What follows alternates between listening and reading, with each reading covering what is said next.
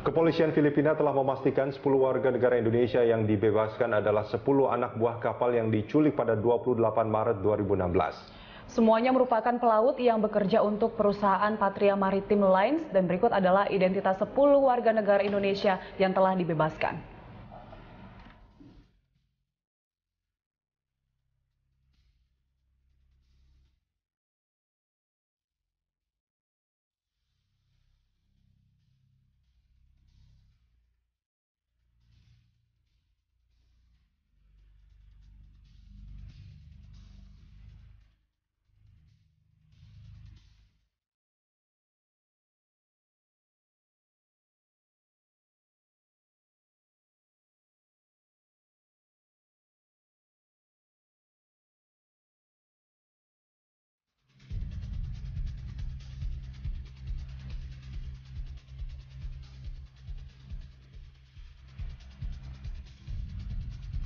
Pemirsa, Gubernur DKI Jakarta Basuki Cahayapurnama mengingatkan buruh agar tidak melakukan aksi demonstrasi anarkis hari ini. Sebagai Kepala Daerah DKI, Ahok telah melakukan upaya untuk meningkatkan kesejahteraan hidup buruh di DKI melalui berbagai program untuk menekan inflasi.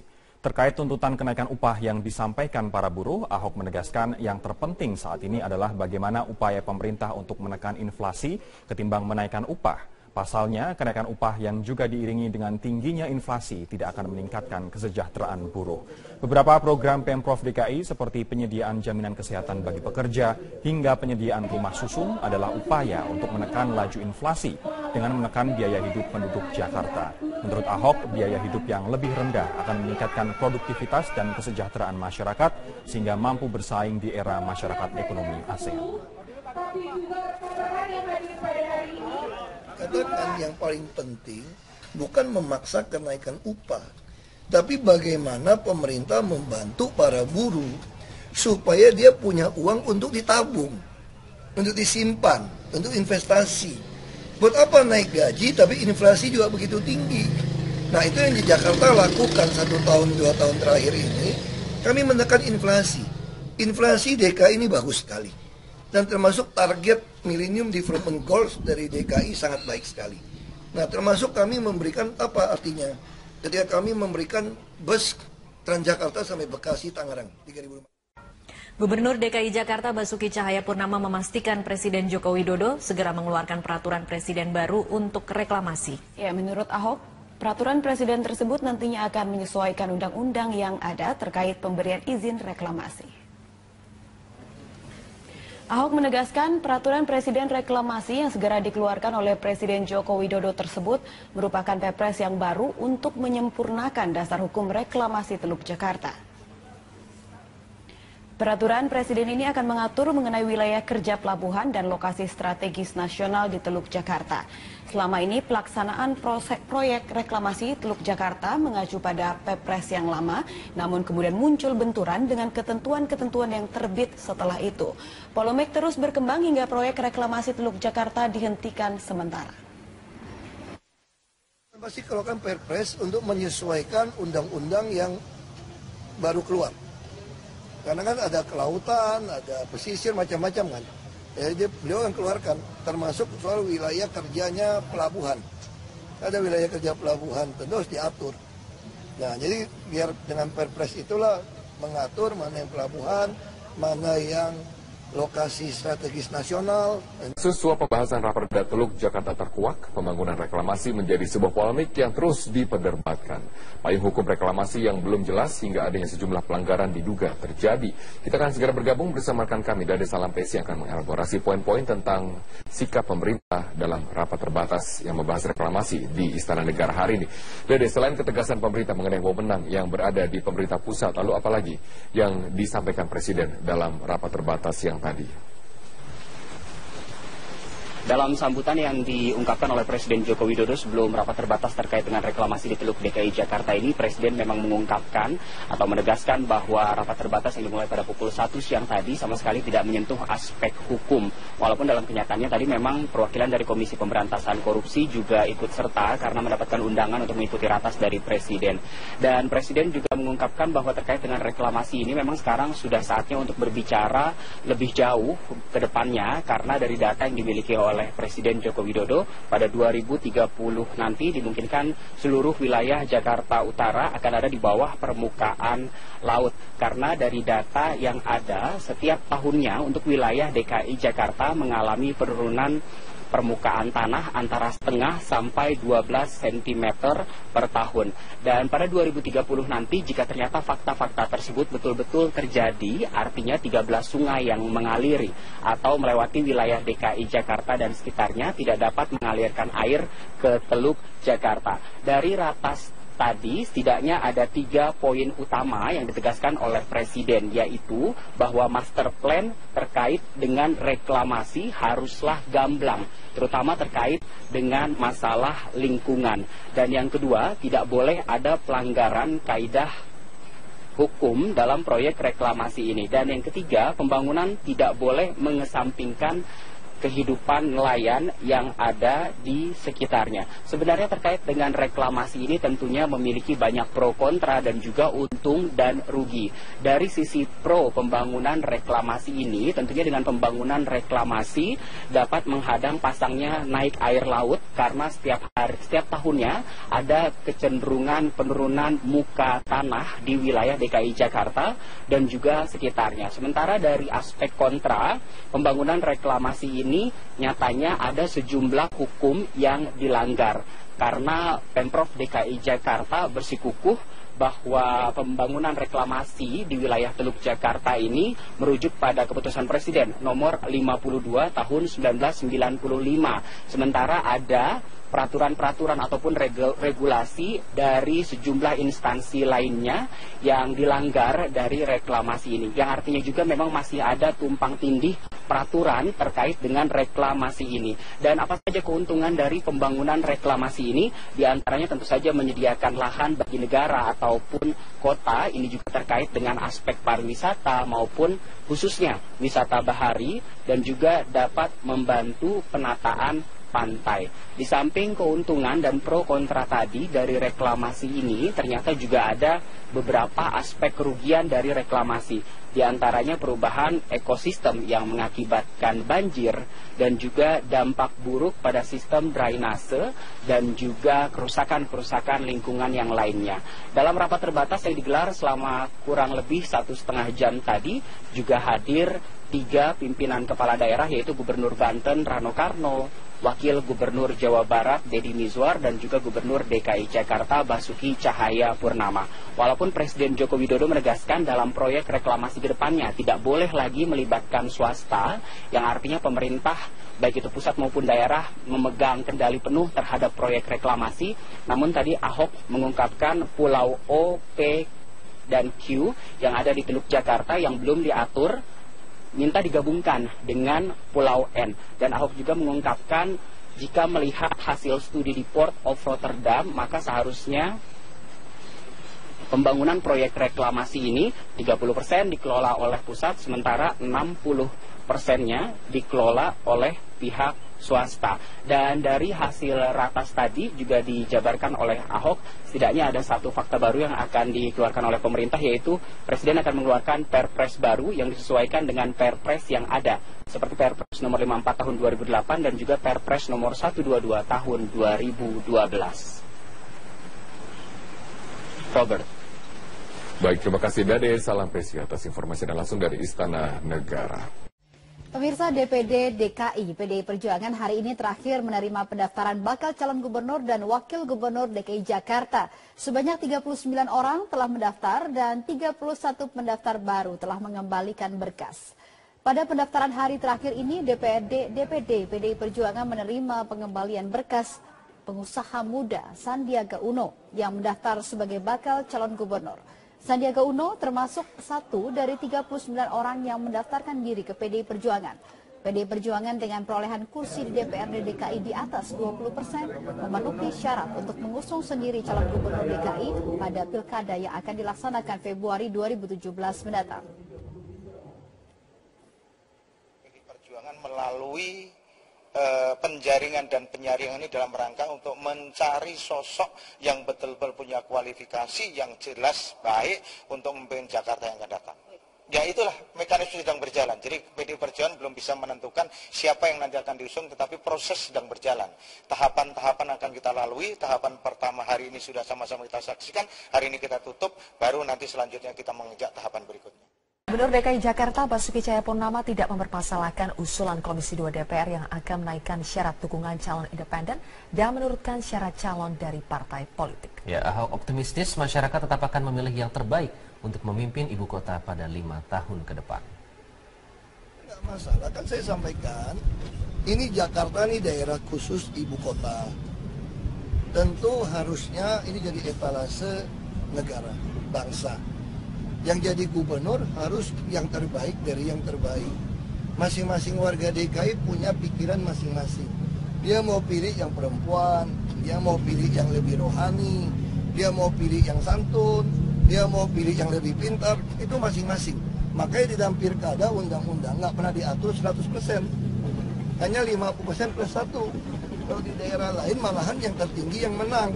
Kenapa? Karena memang masing-masing kepala kan punya pikiran berbeda. Ya. Selamat malam pemirsa, inilah headline news pukul 21 waktu Indonesia Barat. Usai diperiksa oleh KPK, staf khusus Gubernur DKI Jakarta Suni Tanuwijaya mengaku didukung oleh Gubernur DKI Basuki Cahayapurnama untuk menyampaikan keterangan apa adanya kepada penyidik KPK. Sementara itu Ketua Balegda DPRD DKI Muhammad Taufik memilih diam saat keluar dari gedung KPK.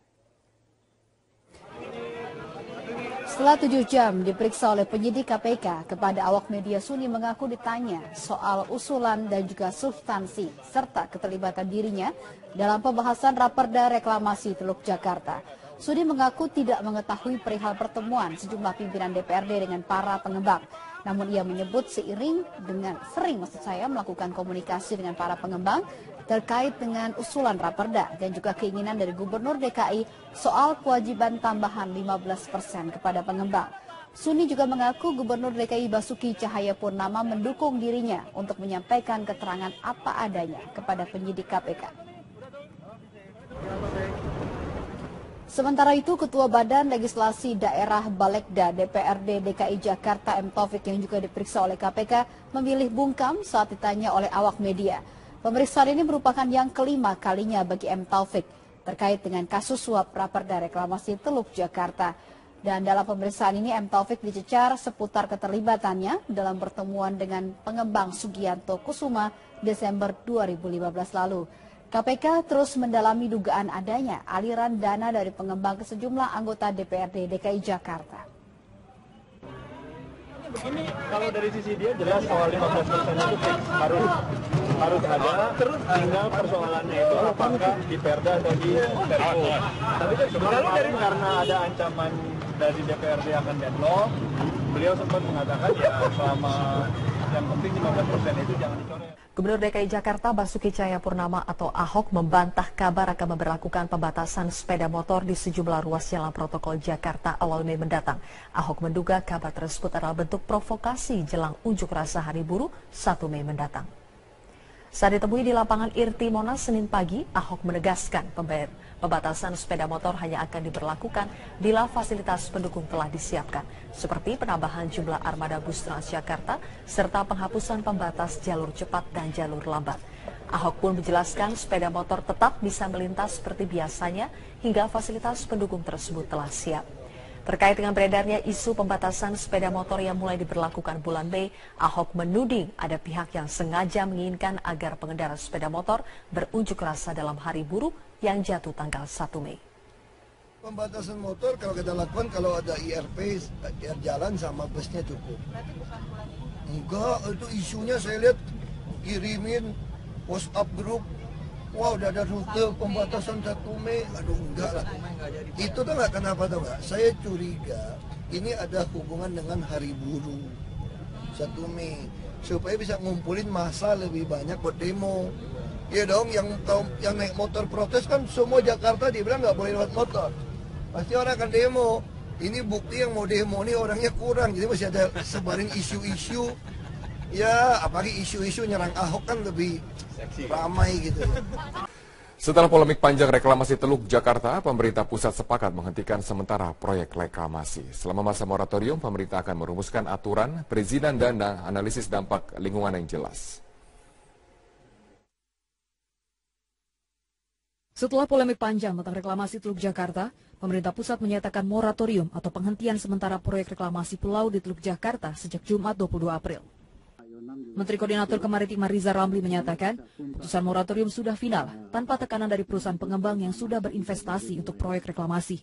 Hari Jumat sudah ada rapat komite gabungan. Seperti diketahui ada masing-masing kementerian ada 2 dirjen, termasuk juga Deputi Gubernur DKI, Kepala Bapeda. Dan mereka sekarang sedang evaluasi mana-mana kebijakan yang harus diselaraskan. Minggu depan mereka akan bertemu lagi setiap minggu. Kita akan ukur proses ini secepatnya. Kondisi tersebut juga dipertegas Gubernur DKI Jakarta Basuki Cahayapurnama. Ahok menyatakan dirinya sudah berkoordinasi dengan korporasi pelaku proyek reklamasi dan menilai pengusaha berkomitmen akan kooperatif terhadap kebijakan moratorium reklamasi ini. Saya sudah meminta, saya ada disposisi dan pengusahanya sangat kooperatif. Bahkan pengusahanya sudah kirim surat kepada kami, baru dengar berita akan moratorium, mereka sudah sepakat moratorium. Walaupun surat kami belum, dia sudah kirim. Saya baru disposisi kemarin.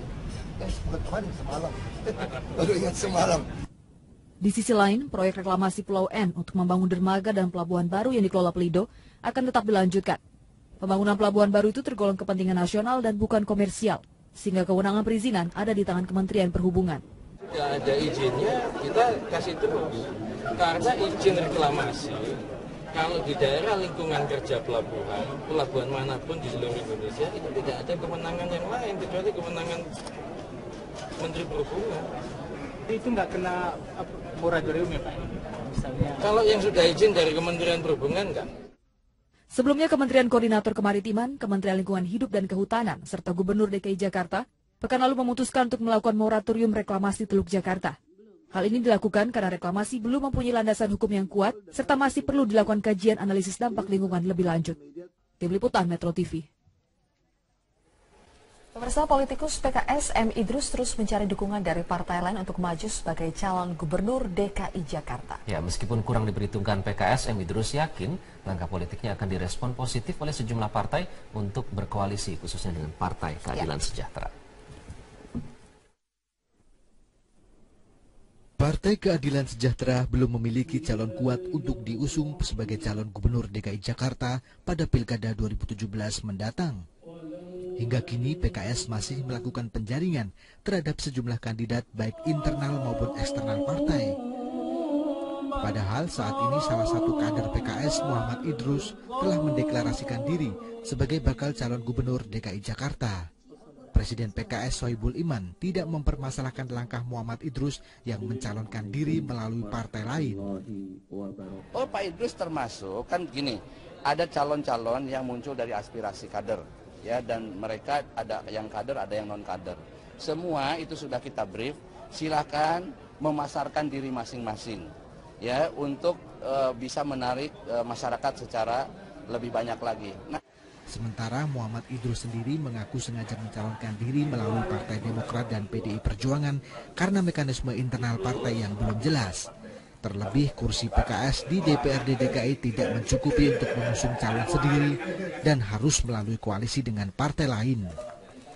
Meski demikian, Idrus menunggu proses penjaringan dari internal partai PKS. Saya sadar sebagai kader Partai Keadilan Sejahtera, juga ini kan juga proses di internal partai. Nah, PKS sendiri hanya 11 kursi, Demokrat 10 kursi. Kalau Demokrat sama PKS aja udah baru 21 kan. Ini proses, yang jelas proses, dan juga bukan secara pribadi saja. Nanti kan terjalin komunikasi politik di antara seluruh elit partai politik. Selain kandidat internal, PKS juga masih mempertimbangkan sejumlah calon dari eksternal seperti Yusril Issa Mahendra dan Sandiaga Uno untuk dilakukan survei terhadap elektabilitas dan kapasitasnya sebagai calon gubernur DKI Jakarta. Dari Jakarta, Tim Liputan Metro TV.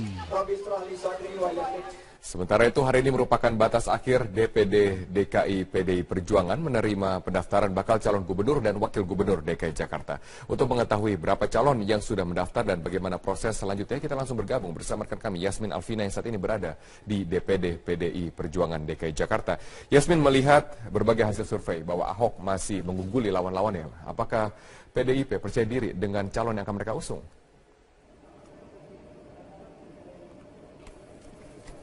Ya Robert, nanti pertanyaan Anda akan kami jawab dengan narasumber yang sudah berada di sini, yaitu Wakil Pemenangan Badan Pemenangan Pemilu dari DPD DKI Jakarta. Namun sebelumnya saya akan menjelaskan dulu bahwa sudah ada 40 nama yang mendaftar sebagai calon gubernur DKI Jakarta melalui Partai PDI Perjuangan, dan hingga sore tadi sudah ditutup pukul 16 waktu Indonesia Barat, sudah ada 32 nama yang mengembalikan berkas. Dan di antara 32 nama tersebut sudah ada nama-nama yang cukup populer untuk dibicarakan sebagai calon Gubernur DKI Jakarta, yaitu adalah Yusril Iza Mahendra dan juga Hasnaini Muin yang dapat dikatakan juga sebagai wanita emas. Dan tadi pada pukul 15 waktu Indonesia Barat, Sandiaga Uno juga sudah mengembalikan berkas untuk pencalonannya melalui Partai PDI Perjuangan ini. Dan untuk mengetahui bagaimana strategi PDI Perjuangan untuk bertarung ataupun bersaing dengan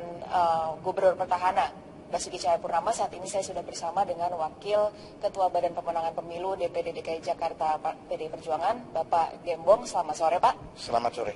Bapak, seperti kita sudah ketahui bahwa menurut hasil survei, elektabilitas dari Gubernur DKI Jakarta, calon petahana ini masih sangat tinggi dan sulit untuk dikalahkan. Bagaimana strategi dari PDIP sendiri untuk nantinya bersaing dengan Gubernur petahana? Terima kasih. Bagi PDI Perjuangan, kalau hari-hari ini masyarakat disajikan dengan elektabilitas calon gubernur DKI Jakarta yang akan bertarung di tahun 2017 yang akan datang, yaitu incumbent cukup tinggi, bagi PDI Perjuangan bukan hal yang luar biasa. Karena tentunya sebagai incumbent memiliki elektabilitas seperti hal yang wajar. Justru kalau sebaliknya bagi saya yang luar biasa. Jadi bagaimana untuk PDI Perjuangan menyiapkan strategi untuk bisa menghadapi siapa yang nanti akan bertarung bersama dalam pemilu kada 2017 yang akan datang. PDI Perjuangan melalui penjaringan dan penyaringan ini dalam rangka untuk mencari sosok yang betul-betul punya kualifikasi yang jelas baik untuk memimpin Jakarta yang akan datang. Siapa sosoknya, Pak? Ya itulah, mekanisme sedang berjalan. Jadi PDI Perjuangan belum bisa menentukan siapa yang nanti akan diusung, tetapi proses sedang berjalan. Tahapan-tahapan akan kita lalui. Tahapan pertama hari ini sudah sama-sama kita saksikan. Hari ini kita tutup, baru nanti selanjutnya kita menginjak tahapan berikutnya. Terima kasih Bapak atas waktunya. Dan Robert, demikian yang dapat kami laporkan, kembali ke Anda di studio. Baik, terima kasih Yasmin Alvina atas informasi Anda. Sejumlah anggota DPRD DKI Jakarta memenuhi panggilan KPK untuk memberikan kesaksian. Mereka diperiksa sebagai saksi untuk Ketua Komisi D yang sudah dijadikan tersangka. Pemirsa, Ferry Priardi akan menyampaikan laporan selengkapnya dari gedung KPK Jakarta. Ferry, hingga siang ini siapa saja anggota DPRD yang sudah datang? Adakah pernyataan yang mereka sampaikan sebelum menjalani pemeriksaan? Zilvia, sudah ada 5 anggota DPRD yang sudah datang memenuhi panggilan KPK untuk diperiksa sebagai saksi untuk Muhammad Sanusi, dan kelimanya tadi datang secara periodik sejak pukul 9 dan mulai menjalani pemeriksaan pada pukul 10 pagi ini. Dengan komposisi 1 wakil ketua DPRD dan juga 4 anggota, tadi yang datang memenuhi pemeriksaan kali ini adalah M. Taufik yang juga merupakan Ketua Badan Legislasi DPRD DKI Jakarta. Lalu sisanya ada 3 ketua fraksi, yaitu Pengaji Ketua Fraksi Hanura, lalu juga ada Selamat Nurdin Ketua Fraksi PKS yang juga sebagai Ketua Pansus Reklamasi DPRD, Bestari Barus, dan juga ada 1 anggota ataupun wakil, yaitu Mary juga dengan Muhammad Taufik yang diperiksa sudah hampir 3 kali oleh pemerintah. Semuanya tidak terlalu banyak memberikan keterangan sesaat sebelum diperiksa.